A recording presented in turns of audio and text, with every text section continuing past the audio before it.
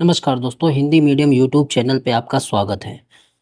दोस्तों, इस Hindi medium YouTube channel पे हम लोग जो भी मतलब कि वनडे के एग्ज़ाम होते हैं, चाहे पीसीएस लेवल के हों, ग्रुप सी लेवल के हों, ग्रुप डी लेवल के हों, किसी भी तरीके का एग्ज़ाम हो, उनके लिए प्रॉपर तरीके से जीएस के जो सब्जेक्ट होते हैं, उनको ढंग से स्टेप बाय स्टेप कवर कर रहे थे। तो इस पे मैंने जो बिहार स्पेशल की क्लासेस होती हैं, वो आपको अच्छे से बना के दे दी और आप लोग लगातार उसको देख रहे हैं। आपको उसकी पीडीएफ दे दी, ठीक है। फिर उसके बाद सेकंड स्टेप मैंने जो 71 का एग्ज़ाम है, उसको लेके उठाया कि करंट अफ़ेयर पढ़ा दिया और जो पीवाईक्यू होते हैं, उन सबको पढ़ा दिया अच्छे से और जिनका फ़ायदा आप लोगों को उन एग्ज़ाम में जो 71 का बीपीएससी का एग्ज़ाम हुआ था, उसमें आपने उसका फ़ायदा देखा है। उसके बाद मैंने ये सोचा कि क्यों ना मतलब कि एक बार ढंग से क्रमबद्ध तरीके से बच्चों को जीएस पढ़ा दिया जाए, जिससे उनको इधर-उधर भटकना ना पड़े जीएस के लिए। तो इस चैनल पे मैं उसी तरीके से फिर जीएस शुरू किया कि फैक्चुअल रूप से इन और जो कॉन्सेप्चुअल रूप से दोनों तरीके से आपको जीएस इस तरीके से पढ़ाऊँ कि फिर आपको कहीं भी भटकने की ज़रूरत ही ना पड़े, एक ही जगह पे आपका सारा काम हो जाए, ठीक है? तो उसी को ध्यान में रखते हुए मैंने एक मतलब क्लास शुरू की मॉडर्न इंडिया की। तो मॉडर्न इंडिया जो है मतलब कि आधुनिक भारत का जो इतिहास है, उसकी क्लास मैंने शुरू की, वो चल रही। उसमें मैंने बहुत सारी चीज़ें बता दी, 8 क्लास हो गई हैं और लगातार उसकी क्लास आते रहेंगे।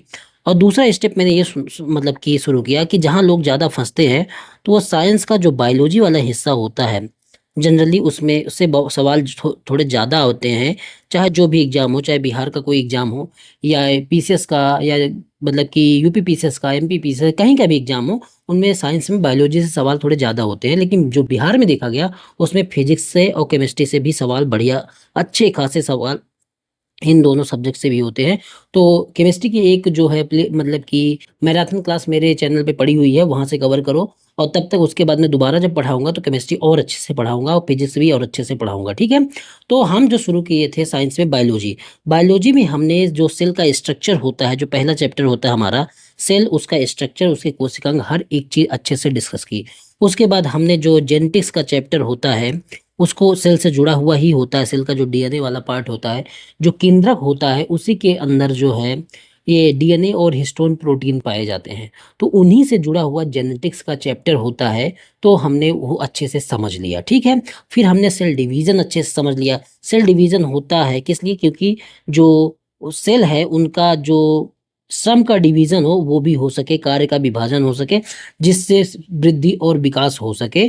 तो बहुत जब सेल डिवीज़न होगा तब भी तो एक सेल मल्टी सेलुलर की तरफ जाएगी, बहुत सारी सेल बनेगी और जब बहुत सारी सेल मिलके बनती हैं, जब कई सेल मिल जाती हैं, तो उनको क्या बोलते हैं? मैंने आपको पहली कक्षा में बताया, हर बार बताता चला आ रहा हूँ। तो उसको बोलते हैं टिश्यू या ऊतक। तो ये आपको मैंने समझा दिया। फिर टिश्यू को मैंने आपको बताना शुरू किया कि टिश्यू का काम क्या होता है। एक मतलब कि ख़ास काम होता है, ख़ास जगह उत्पन्न होते हैं, विशेष काम करते हैं। उस तरीके से मैंने टिश्यू को बाँट के आपको समझाया कि जो टिश्यू होते हैं वो 2 तरीके के होते हैं या 2 कैटेगरी में, जैसे सेल होती हैं, उसी तरीके से टिश्यू भी होती हैं। एक एनिमल टिश्यू होते हैं, दूसरे प्लांट टिश्यू होते हैं। तो एनिमल टिश्यू को मैंने 4 कैटेगरी में बाँटा। एपिथेलियन टिश्यू, कनेक्टिव टिश्यू और मस्कुलर टिश्यू, नर्व्स टिश्यू, ये सारी चीज़ें। और जो प्लांट टिश्यू होता है उसको भी मैंने एक मेरिस्टेमेटिक टिश्यू और परमानेंट टिश्यू 2 कैटेगरी में बाँटा। तो फिर उसमें हमने एक-एक करके शुरू किया था कि एनिमल टिश्यू कौन-कौन से होते हैं, तो उसमें मैंने आपको एपिथेलियल जो होते हैं, वो आपको अच्छे से बता दिया।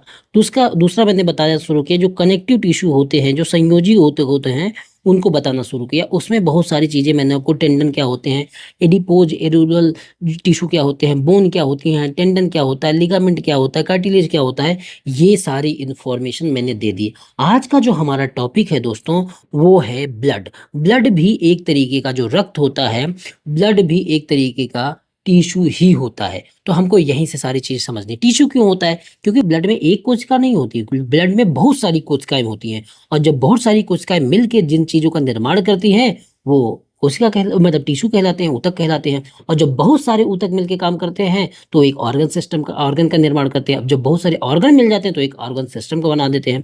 तो जो ब्लड है, एक तरीके का टिश्यू है। और किस तरीके का टिश्यू है? क्योंकि ये एक अंग को दूसरे अंग से जोड़ता है। तो ब्लड एक तरीके का कनेक्टिव टिश्यू है, संयोजन करता है, तो संयोजी टिश्यू है। और देखो, ब्लड जो होता है वो फ्लूइड रूप में होता है, द्रव रूप में होता है। तो इसको पूरी तरीके से हम ये कहते हैं, ब्लड एक तरल संयोजी ऊतक है, फ्लूइड कनेक्टिव टिश्यू है। ठीक है, इतना आपके दिमाग में रखना। अब इसी से मिल के हमारा जो एक तंत्र बनता है, जो सिस्टम बनता है, जो एक ऑर्गन सिस्टम बनता है, जिसको सर्कुलेटरी सिस्टम बोलते हैं, परिसंचरण तंत्र बोलते हैं। और उन सिस्टम के दौरान कौन कौन से ऑर्गन काम करते हैं, लंग हो गया, लीवर हो गया, किडनी हो गई, इन सब का फंक्शन क्या होता है, किडनी तो बाद में, लेकिन लीवर मेन रूप से, स्प्लीन हो गई, जो हमारा फेफड़ा होता है, वो सारी चीज़ें किस तरीके से इनके बीच में ब्लड का सर्कुलेशन होता है, फिर पूरी बॉडी में जो सेल होती है वहाँ तक ब्लड कैसे जाता है, ये सारा सिस्टम हम जब परिसंचरण तंत्र पढ़ेंगे तो वहाँ पढ़ लेंगे। लेकिन आज का हमारा जो मुद्दा है वो हमको पढ़ना है क्या, ब्लड। रक्त, तो वहीं से शुरू करते हैं और बेसिक बेसिक इन्फॉर्मेशन पहले मैं आपको बताता चलता हूँ, ठीक है। तो सबसे पहले इसमें जो समझो कि जो ब्लड होता है, आपके मन में सवाल क्या आएगा, सबसे पहला सवाल ब्लड को लेके यही आएगा ना कि जो खून है आखिर है क्या, किन चीज़ों से मिलके बना होता है खून। तो क्योंकि हर चीज़ के जब हमारे शरीर में कोई कमी होती है तो डॉक्टर तुरंत सलाह देता है कि ब्लड की जांच करवाओ। तो ऐसा खून में है क्या आखिर कि वो हमेशा कह देता है कि जाके ब्लड की जांच करवाओ। तो वही हमारा सबसे पहला टॉपिक होगा कि ब्लड में होता क्या क्या है आखिर, ठीक है। तो देखो, एक छोटी सी इन्फॉर्मेशन है, फैक्चुअल रूप में पूछी जाती है वनडे एग्जाम में, कि ब्लड जो होता है इसका पीएच जो होता है वो ब्लड अम्लीय होता है कि क्षारीय होता है। तो देखो, एक पीएच स्केल होती है, तो उसमें जो 6 से अगर 7 से कम है अगर पीएच मान, तो वो हो जाता है एसिडिक। अगर 7 से ज़्यादा है जो पीएच मान, तो वो हो जाता है बेसिक। ए और बी से याद रखो, इसी तरीके से पहले ए आएगा फिर बी आएगा और बीच में 7 को रखो। 7 से कम तो एसिडिक और 7 से ज़्यादा तो बेसिक, ये दिमाग में है, ठीक है। तो ये देखो, जो ब्लड है उसका जो पीएच मान होता है 7.4 होता है। और जब 7.4 पीएच मान होगा तो बताओ ये क्षारीय है कि अम्लीय है, तो ये क्षारीय है, ये बेसिक होता है, दिमाग में ये रखना। एक जो स्वस्थ मनुष्य होगा उसमें कम से कम 5 से 6 लीटर जो है खून उसके ब्लड में या उसके शरीर में, एक स्वस्थ मनुष्य के शरीर में 5 से 6 लीटर खून पाया जाता है, रक्त पाया जाता है। अब हम समझते हैं कि ब्लड में पाया क्या क्या जाता है, ठीक है। ये देखो, तो ब्लड में दो भाग होते हैं। एक जो ब्लड होता है, पहले तो लिक्विड है। लिक्विड में भी बहुत सारे उसमें ठोस पदार्थ होते हैं। ठोस का मतलब बहुत एकदम कड़क टाइप के ठोस नहीं, नॉर्मल टाइप के ठोस। एक तो फ्लूइड पानी जैसा होता है, उसमें कुछ घुले हुए मिक्सचर होते हैं। तो दो तरीके की चीजें ब्लड में होती है। जो द्रव भाग होता है पानी जैसा पूरा का पूरा, उसको बोलते हैं ब्लड प्लाज्मा, ठीक है। ब्लड प्लाज्मा, तो ये दिमाग में रखना, ठीक है, जो द्रव भाग होता है। और जो तरल, जो मतलब कि ठोस भाग होता है, उसको बोलते हैं ब्लड कार्पसेल्स, रुधिर कणिकाएं। दिमाग में ये रखना दो चीजें, जो द्रव भाग है उसको बोल देंगे ब्लड प्लाज्मा, और जो ठोस भाग है उसको बोल देंगे ब्लड कार्पसेल्स या रुधिर कणिकाएं। और जो द्रव भाग होगा ये ब्लड में ज्यादा होता है, 60 से 65%, 55 से 60 लिखा है, 60 से 65 हर जगह ये वेरिएशन में दिखता है।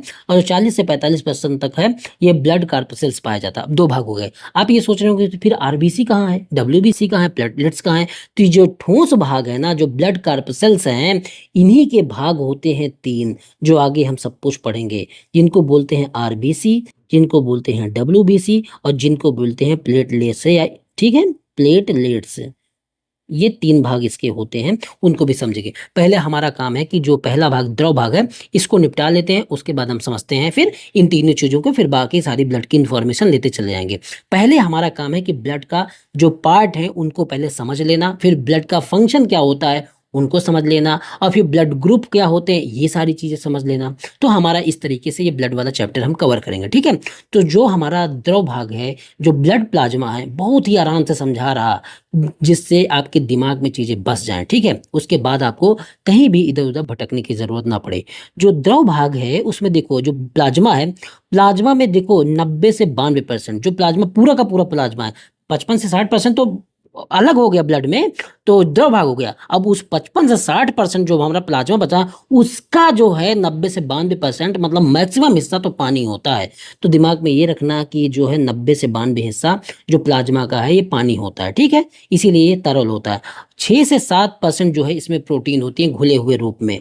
तो कौन सी प्रोटीन होती है, एल्बुमिन होती है, ग्लोबुमिन होती है, फाइब्रिन होती है, अंडे के सफेद भाग जैसा ये जो प्रोटीन इसमें बहुत सारी पाई जाती हैं। 0.9% भाग जो इसमें है तरल साल्ट पाया जाता है। जाता है, जैसे आयरन, कैल्शियम, जिंक, आयोडीन, और फिर +1% में ग्लूकोज है, एमिनो एसिड है, ये सारा कुछ मिला के इतने में मिनरल है, यूरिया है, एंजाइम है, हार्मोन है, एंटीबॉडी है। तो ये सारी चीजें पाई जाती हैं इस द्रव भाग में। अब बताओ, द्रव ही भाग में इतनी सारी चीजें पाई जाने लगी। अभी तो हमने ब्लड कॉर्पसल देखा ही नहीं है। तो जब इतनी सारी चीजें पाई जाएंगी, जब हमारे बॉडी की हर चीज ब्लड में ही पाई जा रही, तो जांच किस चीज की होगी? ब्लड की ही जांच होगी कि किस चीज की इसमें कमी है, किस चीज इसमें ज्यादा है, कौन सी चीज में दिक्कत आ रही, कौन सी चीज में दिक्कत नहीं आ रही। अगर हम खून को जांच लेंगे तो सारी चीजें समझ ही जाएंगे। ठीक है। और देखो, इस जो प्लाज्मा है, जो ब्लड प्लाज्मा है या जो तरल पदार्थ है, इसका काम क्या होता है? इसका काम होता है पचे हुए भोजन का एवं हार्मोन का शरीर में संवहन करना, एक जगह से दूसरी जगह पहुंचाना। ये फ्लूइड, इसका प्लाज्मा का काम है। अगर प्लाज्मा से एक प्रोटीन होता है जिसको बोलते हैं फाइब्रिनोजिन, अगर इस प्रोटीन को निकाल देते हैं तो जो पदार्थ बचता है उसको सीरम, जैसे बोलते नहीं है कि ब्लड का सीरम ले आओ, तो क्या होता है कि अगर प्लाज्मा से हम जो प्रोटीन है उसमें फाइब्रिनोजिन नाम की, उसको हटा देते हैं तो उस भाग को सीरम कहते हैं। ठीक है। अब इसी प्लाज्मा में और क्या काम इसका बता दिया मैंने कि पचे हुए भोजन एवं हार्मोन का संवहन करना, इसका काम होता है। अब देखो, ये जो ब्लड होता है, जो खून है, ये हमारा जम क्यों नहीं जाता, क्लॉट क्यों नहीं हो जाता? तो इसलिए नहीं क्लॉट हो जाता क्योंकि इसी प्लाज्मा वाले भाग में जो है हेपेरिन नामक एक एंटी ब्लड कोगुलेंट प्रोटीन पाया जाता है। ये जो प्रोटीन है, ये क्या काम करता है कि उस ब्लड को जो है जमने नहीं देता।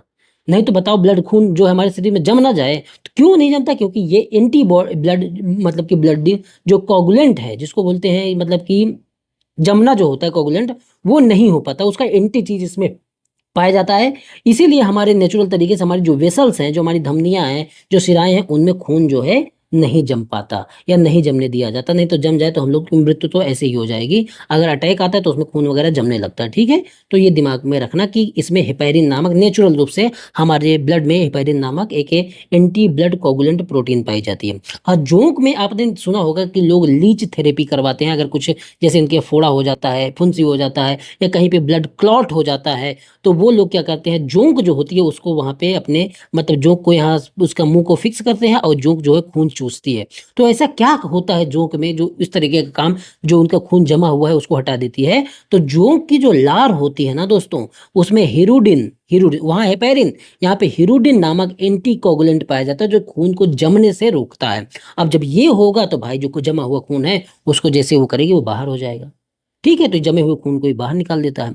मारने के लिए अगर जोंक को मारना है तो कौन सा प्रोसेस अपनाया जाता है? प्लाज्मोलिसिस प्रोसेस बोलते हैं। जैसे नमक वगैरह अगर मिला दो जोंक में तो उसको जो वो मतलब कि गल जाएगी, तो उस प्रोसेस को कहते हैं प्लाज्मोलिसिस। ठीक है। तो ये दिमाग में रखना। अब कई जगह होता है कि जो ब्लड बैंक होते हैं वहां फिर कैसे होता है कि खून नहीं जमने पाता। नहीं तो अगर ब्लड बैंक में खून अगर निकाल के रखा जाता है या जो ब्लड के सैंपल रखे जाते हैं वो भी इतना जम जाए, तो उनके लिए क्या किया जाता है? देखो, इन सब से सवाल बना है, दिमाग में रखना। तो उनके लिए क्या किया जाता है कि सोडियम ऑक्जेलेट या सोडियम सिट्रेट या ईडीटीए होता है, ethyl ethylene diamine tetraacetic acid, ये होता है और ये खून में पाया जाता है। इसकी वजह से जो है ब्लड जो, मतलब कि ब्लड बैंक में जो रहता है ब्लड, वो सैंपल के रूप में या ब्लड दूसरे को देने के रूप में वो जमता नहीं है। किस लिए? क्योंकि उन ब्लड में sodium oxalate, sodium citrate, EDTA ये मिला दिया जाता है। ठीक है। ये ईडीटीए का काम क्या होता है? यही काम करता है जो मैंने आपको बताया कि it is used in medicine to prevent blood sample from clotting. तो ब्लड के जो सैंपल हैं उनको ब्लड क्लॉटिंग से रोकता है, और and to remove calcium and lead from the body, और बॉडी जो होती है हमारी, जो शरीर है, उनसे कैल्शियम और लेड से को रिमूव करता है, हटाता है। तो ये काम जो है ब्लड बैंक में हो जाता है। तो अब देखो, जो ब्लड प्लाज्मा है इसको आपने अच्छे से समझ लिया कि ब्लड प्लाज्मा में पाया क्या क्या जाता है, इसका कार्य क्या होता है। यही तो किसी चीज का समझना होता है, और क्या समझना होता है। तो ये हमने ब्लड प्लाज्मा जो है, जो उसका लिक्विड वाला पार्ट है, वो हमने समझ लिया। अब आते हैं जो इसका ठोस वाला पार्ट है, एक एक करके उसको समझते जाएंगे। तो ठोस वाले पार्ट, जो सॉलिड वाला पार्ट है, इसको ब्लड कार्पसेल्स बोलते हैं, और इसमें 3 भाग होते हैं। एक होता है आरबीसी, जिसको बोलते हैं रेड ब्लड कार्पसेल्स, रेड ब्लड और कार्पसेल्स। ठीक है। तो आरबीसी हो गया, लाल रक्त कणिकाएं या लाल रक्त कोशिकाएं, ये कणिकाएं बोल दो, ये पाई जाती हैं। और दूसरे पाए जाते हैं व्हाइट ब्लड कॉर्पसेल्स, इनको बोलते हैं ल्यूकोसाइट। आरबीसी जो होती है इनको इरिथ्रोसाइट बोलते हैं। इरिथ्रो का मतलब होता है रेड और ल्यूको का मतलब होता है वाइट, तो इसलिए इनको ल्यूकोसाइट बोलते हैं। डब्ल्यूबीसी का मतलब होता है वाइट ब्लड, तो वाइट ब्लड कार्पसेल्स, ये भी दिमाग में रख लो, ठीक है। और जो प्लेटलेट्स होती हैं जिनको बोला जाता है थ्रम्बोसाइट, ठीक है, तो ये भी दिमाग में रख लेना, ये भी ब्लड में ठोस के रूप में पाई जाती हैं। तो ये चीज दिमाग में रखो, तीन चीजें हैं, डब्ल्यूबीसी, आरबीसी और प्लेटलेट्स। देखो मैं आपको बता दे रहा मोटा मोटा कि जो आरबीसी है ना, ये पहली बात तो हमारे ब्लड में मिलियन में पाई जाती है, मतलब इसकी संख्या जो होगी हमेशा मिलियन में होगी, 5 से 5.5 बिलियन तक की इसकी संख्या होती है।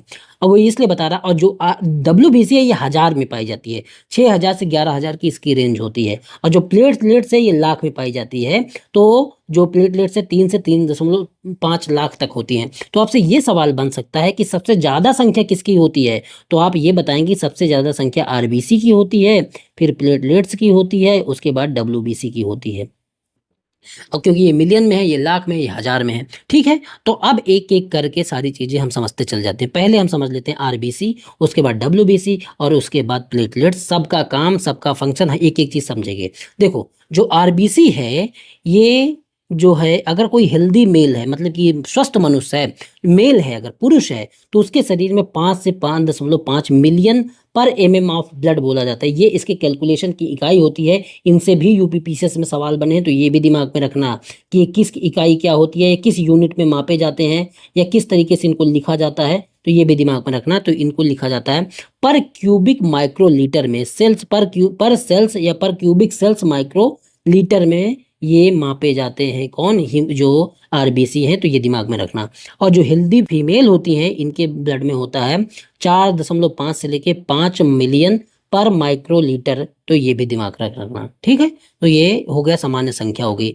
जो आरबीसी होती है, इनका जो रंग होता है लाल होता है। वो लाल किस वजह से पाया जाता है? क्योंकि इनमें हीमोग्लोबिन नामक एक रंजक पाया जाता है, वर्णक पाया जाता है, और यही हीमोग्लोबिन के कारण इनका रंग जो होता है लाल होता है।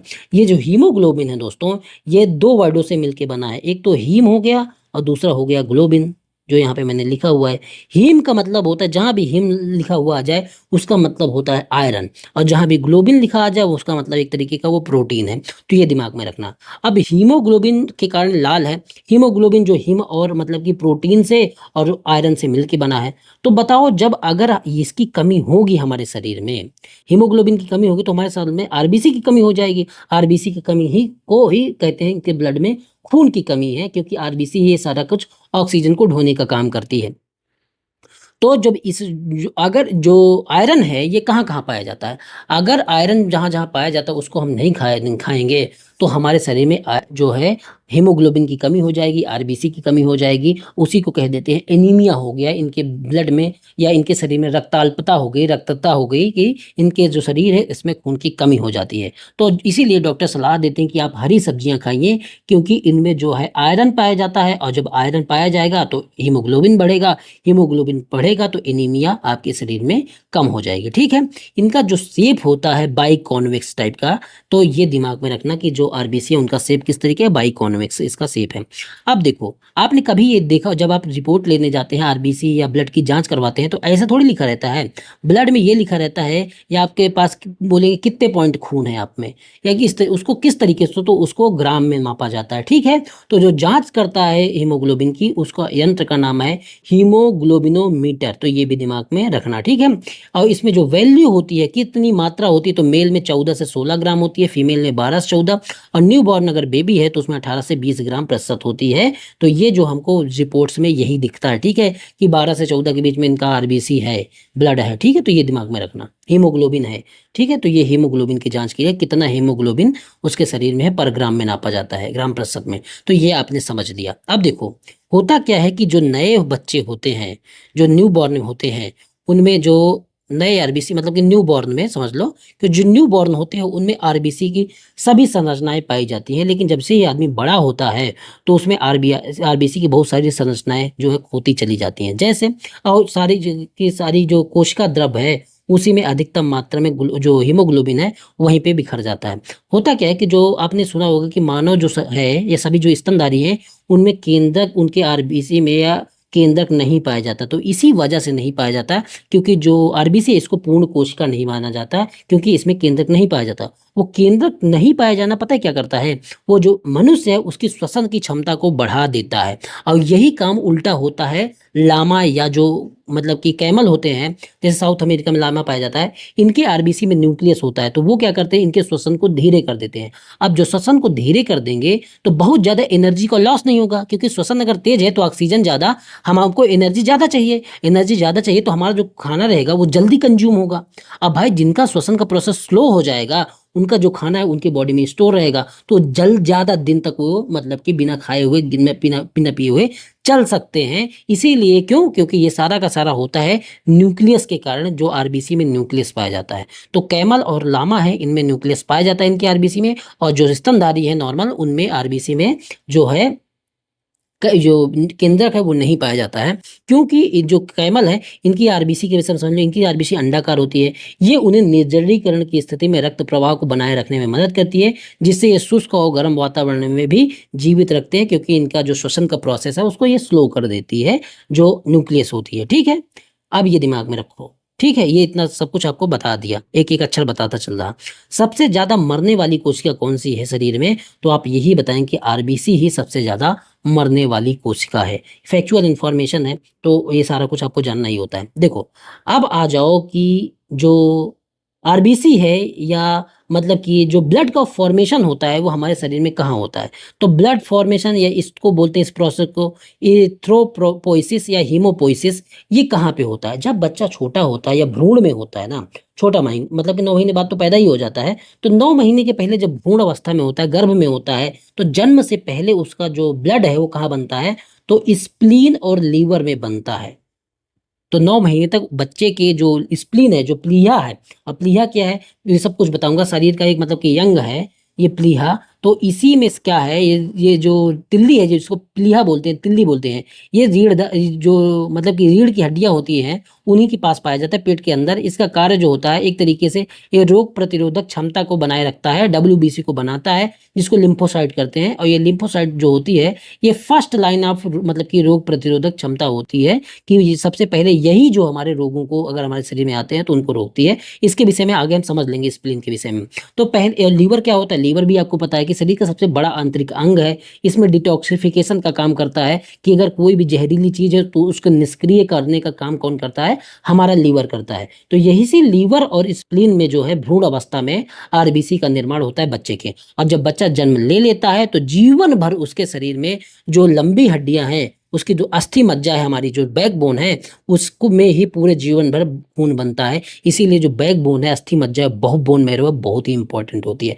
यहीं पे डब्ल्यूबीसी बनेगा, यहीं पे आरबीसी बनेगा, सब कुछ इसी में बनता है। इसीलिए इसको बोलते हैं ब्लड फैक्ट्री। ये सिर्फ आरबीसी की बात नहीं कर रहा, चाहे डब्ल्यूबीसी वो भी यहीं बनेगा। तो दिमाग पे आ गया। अब देखो, ये आरबीसी जो होती है इनका जीवन काल जो होता है 120 दिन तक होता है, 20 से लेके 120 दिन तक। ये कैसे होता है ये अभी आपको बताता हूँ।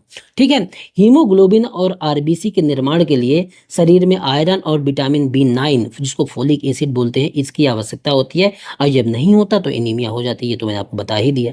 ठीक है, अब देखो हीमोग्लोबिन का कार्य क्या होता है। देखो, इसका कार्य जो होता है, मेन काम जो होता है, इसको ऑक्सीजन को ढोना होता है। और प्रोटीन का वाहन भी, प्रोटीन का ट्रांसपोर्ट करना वो तो होता ही है, लेकिन मेन काम जो होता है ऑक्सीजन को ढोना होता है। ऑक्सीजन को कैसे ढोता है, अगर वो आप समझ गए तो सब कुछ समझ जाएंगे। देखो, हम जो सांस लेते हैं, हमने सांस ली, हमने सिर्फ ऑक्सीजन तो नहीं ली, हमने जितनी वायु है सब कुछ अपने अंदर लिया। तो अगर ये सब कुछ लिया तो जो हीमोग्लोबिन हमारे ब्लड में है वो क्या काम करता है। हीमोग्लोबिन जो है, जब हमने सांस लिया तो कहाँ गई, हमारे फेफड़े में सांस गई। तो जो यहाँ पे हमने जो ऑक्सीजन भी लिया, बहुत सारी गैसें भी हैं, तो जो हमारी खून में जो हीमोग्लोबिन है ये काम करता है, ये फेफड़े तक जाता है, और फेफड़े तक जाके वहाँ पे ढूंढता है कि ऑक्सीजन कहाँ है।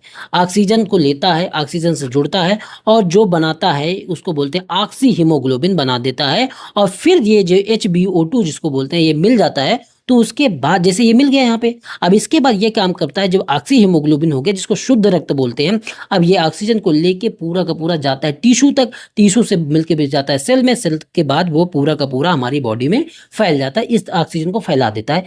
ये काम कौन करता है, ये हीमोग्लोबिन ही काम करता है। तो ऑक्सीजन का वाहन करता है, दिमाग में ये रखना। ठीक है, तो आप देखो कैसे काम करता है ये। तो हीमोग्लोबिन जो है ऑक्सीजन से मिलता है, लंग में मिलता है और फिर HbO2 बना देता है, जिसको बोलते हैं ऑक्सी हीमोग्लोबिन। ये प्रोसेस होता है और फिर ऑक्सीजन को टिश्यू लेवल तक सब जगह पहुंचा देता है। ये जो प्रोसेस है इस तरीके से होते हैं। ऑक्सीजन जो हीमोग्लोबिन है लंग में जो हमारे फेफड़े में गया, यहाँ पे इसको ऑक्सीजन मिली जो हमने सांस के थ्रू ली, और यहीं से लेके ये ऑक्सीजन का जो शुद्ध रक्त बनाया जिसको HbO2 बोलते हैं, और यही शुद्ध रक्त फिर हमारे बॉडी की टिश्यू है वहाँ पे सब जगह घूम के पहुंच जाता है। और ये चक्र जो है 120 दिन तक चलता रहता है, ये है उसका कार्यकाल। तो ठीक है, ये समझ गए। अब देखो, हम जो लेते हैं या सांस लेते हैं उसमें सिर्फ ऑक्सीजन तो जाती नहीं है, उसमें बहुत सारी गैसें जाती हैं। अब मेरा रूम मान लो बंद है, रूम मेरा बंद है। अब इसमें क्या हो गया कि ऑक्सीजन पर्याप्त नहीं है, तो इसमें मान लो कार्बन डाइऑक्साइड की, कार्बन मोनोऑक्साइड, इन सब की मात्रा ज़्यादा हो जाती है। अगर आप दहन के लिए, जैसे मान लो कि कुछ लोग हीटर जला के सो जाते हैं, या जो हाइड्रोकार्बन है, कोयला है, पेट्रोलियम है, ये सब हाइड्रोकार्बन है, तो इनमें जो अधजला पदार्थ अगर कुछ होता है जो पूरी तरीके से जलता नहीं है, या जो जैसे मान लो गाड़ी का धुआं है, ये सब अधजले पदार्थ में आते हैं, तो इनमें कार्बन मोनोऑक्साइड होती है, CO होती है। अब अगर वो मेरे अंदर जाती है, मान लो बंद कमरा है, जब या मैंने ठंडी में हीटर लगा के सो गया, तो क्यों मर जाते हैं लोग? या जो कार्बन मोनोऑक्साइड बाहर से हमको मिलती है, किसी का धुआं हो जाता है, चिमनी हो जाती है, या जो गाड़ी है उनका धुआं हो जाता है, तो ये सब अगर हमारे पास है, अब उनको हम सांस के थ्रू लेते हैं, तो हीमोग्लोबिन पता है क्या काम करता है? हीमोग्लोबिन ऑक्सीजन से जल्दी जुड़ता है कार्बन मोनोऑक्साइड से। पहले तो ऑक्सीजन से जुड़ रहा था, लेकिन हमारे शरीर में अगर कार्बन मोनोऑक्साइड गई, तो उसका जो रिएक्शन है ना, वो ऑक्सीजन से ज़्यादा कार्बन मोनोऑक्साइड से होने लगता है। अब कार्बन मोनोऑक्साइड से जब होने लगेगा, तो वो अगर जाएगा, तो वो हीमोग्लोबिन जो है ऑक्सीजन से ना जुड़ के कार्बन मोनोऑक्साइड से जुड़ जाएगा, और ये बना लेगा एक तरीके का कार्बो हीमोग्लोबिन, कार्बोक्सी हीमोग्लोबिन। और ये एक तरीके का जहरीला पदार्थ है, और जैसे ही हमारी बॉडी में जाएगा तो इतना एसिडिटी कर देगा, हमारे सब जो वेन्स है इन सबको ब्लॉक कर देगा, और हमको पता भी नहीं चलता, हमारी मृत्यु हो जाती है। तो ये काम जो है कार्बन मोनोऑक्साइड करता है, तो वो भी समझ लो। तो सारा कुछ मैं आपको बता दिया हूँ, ये भी समझ लो। अगर कार्बन मोनोऑक्साइड जो है हीमोग्लोबिन से जुड़ता है, तो कार्बोक्सी हीमोग्लोबिन बना लेता है, और इससे क्या एसिडिटी हो जाती है, क्योंकि CO2 जो है हमारे शरीर के अंदर ज़्यादा हो जाती है। और ये कैसे होता है? कार्बन जो मोनोऑक्साइड है ये लिमिटेड O2 होती है, क्योंकि जहाँ ये पाई जाएगी वहाँ ऑक्सीजन की मात्रा को कम कर देती है, खा लेती है। क्लोज जो रूम है, इस तरीके की जगह है, कोयला है जलाना है, LPG, केरोसिन ऑयल, इन सब के जलने की वजह से कार्बन मोनोऑक्साइड जो है रिलीज होती है। और ये कार्बन है, और ये जो मतलब कि जो हाइड्रोकार्बन होते हैं, इनसे ऑक्सीजन जुड़ती है तो CO2 बन जाता है। CO2 भी हमारे लिए खतरनाक है। और अर्धजला पदार्थ में कार्बन मोनोऑक्साइड पाई जाती है।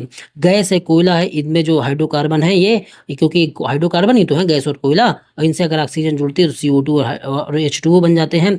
और 2C मतलब कि जो ये कार्बन है ऑक्सीजन से मिलती है, तो ये कार्बन मोनोऑक्साइड बना लेते हैं, जिसमें ऑक्सीजन कम हो जाएगा। बंद कमरे में ये सारी प्रक्रिया हो जाती है। ये मैं बता देता हूँ तो आप समझ जाएंगे। देखो, जो CO2 CO है या कार्बन मोनोऑक्साइड बोलते हैं, जब किसी में इसमें 2 नहीं लगा है ना, तो इसको मोनो मतलब एक। अगर 2 लगा होता तो डाई, 3 लगा होता है तो ट्राई, इस तरीके से बोलते हैं। तो कार्बन मोनोऑक्साइड, ठीक है। अब इसमें CO2 carbon dioxide, CO3 carbon trioxide, इस तरीके से चीजें बनती चली जाती हैं, ठीक है।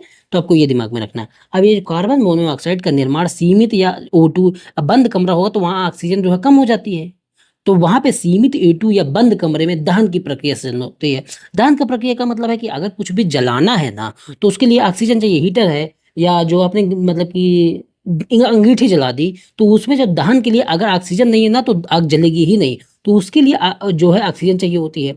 अब ऑक्सीजन क्या काम, जो जल रही ना चीज, लकड़ी है या जला दिया हमने, तो जो जलने वाली चीज है ना, वो क्या काम करती है? सारी ऑक्सीजन खा लेती है। और ऑक्सीजन जैसे ही खाएगी तो वो कार्बन मोनोऑक्साइड मतलब कि आज जो जलती है उससे कार्बन मोनोऑक्साइड निकलती है। तो ये कार्बन मोनोऑक्साइड हमारे अंदर जाएगा, क्योंकि ऑक्सीजन इस रूम की जो है धीरे धीरे कम होती चली जा रही है। तो ऑक्सीजन जब मतलब कार्बन मोनोऑक्साइड हमारे साथ अंदर जाएगा हमारे शरीर में, तो हीमोग्लोबिन के साथ मिलके वो कार्बोक्सी हीमोग्लोबिन नामक स्थायी यौगिक बना लेता है और निर्माण कर लेता है। फलस्वरूप हमारे अंदर जो ऑक्सीजन है उसके लिए हीमोग्लोबिन जो है कम हो जाता है। और जब हीमोग्लोबिन कम हो जाएगा तो हमारे ऑक्सीजन को ढोएगा कौन? जब एक जगह से दूसरी जगह लंग तक पहुंचाएगा कौन? या लंग से लेके हमारे कोशिका तक पहुंचाएगा कौन?